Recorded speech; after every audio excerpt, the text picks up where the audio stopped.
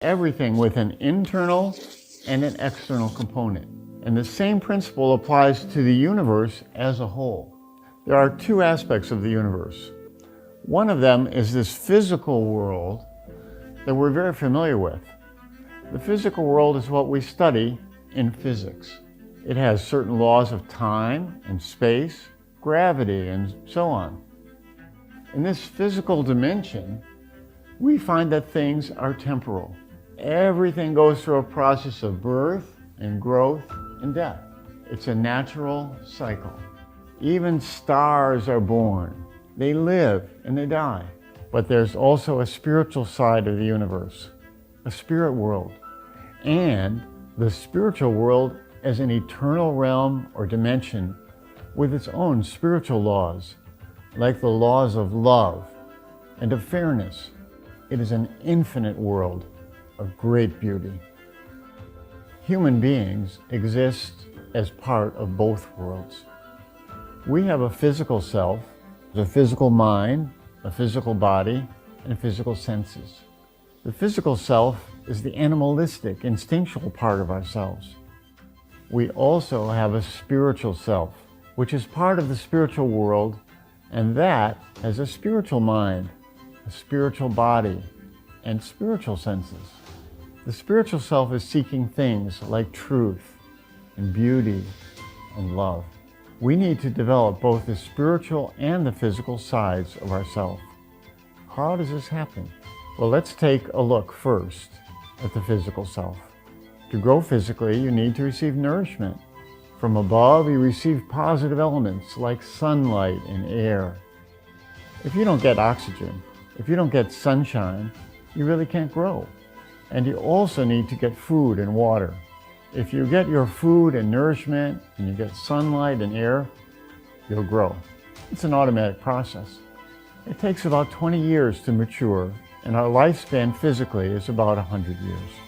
Now, for the spiritual self, it's a similar process, but it's different.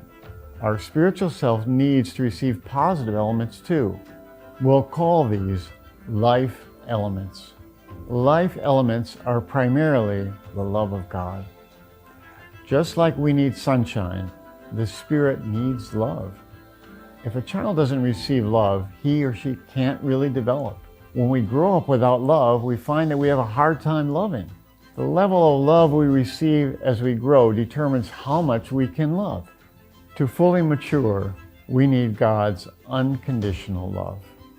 But just receiving love is not enough. You need spiritual food. Where is that spiritual food coming from? It comes from the action of our physical body.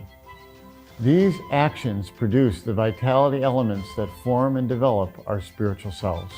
As we live our physical life, if we give to others, if we serve, if we care for others, if we sacrifice for others, if we do good deeds for others, and we love others unconditionally, our spirit grows brighter and brighter and brighter. Your spiritual self becomes beautiful, and it comes to reflect the love that God has for you. And of course, that spiritual love lasts forever.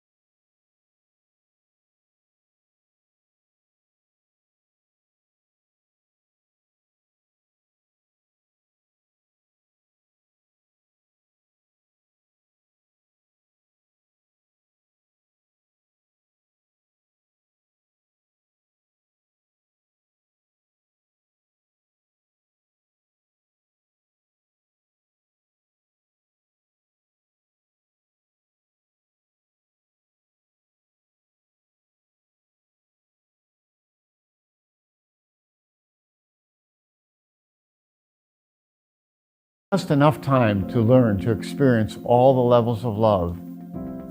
As children, we receive God's love from parents and share it with brothers, sisters, husbands, and wives. We're meant to be parents and grandparents to love our children and raise them up to experience all those aspects of love in the family. That is the kingdom of God on earth. When we lose our physical life and we enter the spiritual world, all of that love remains.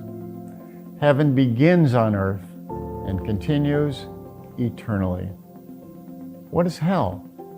Hell comes from human beings not learning to love and doing hateful things and hurting each other. If we do evil things on earth, it's poisonous and damaging. Our spirit becomes dark, diminished, and twisted. If we create hell on earth, when we die, it just continues. And it's magnified by the power of spirit.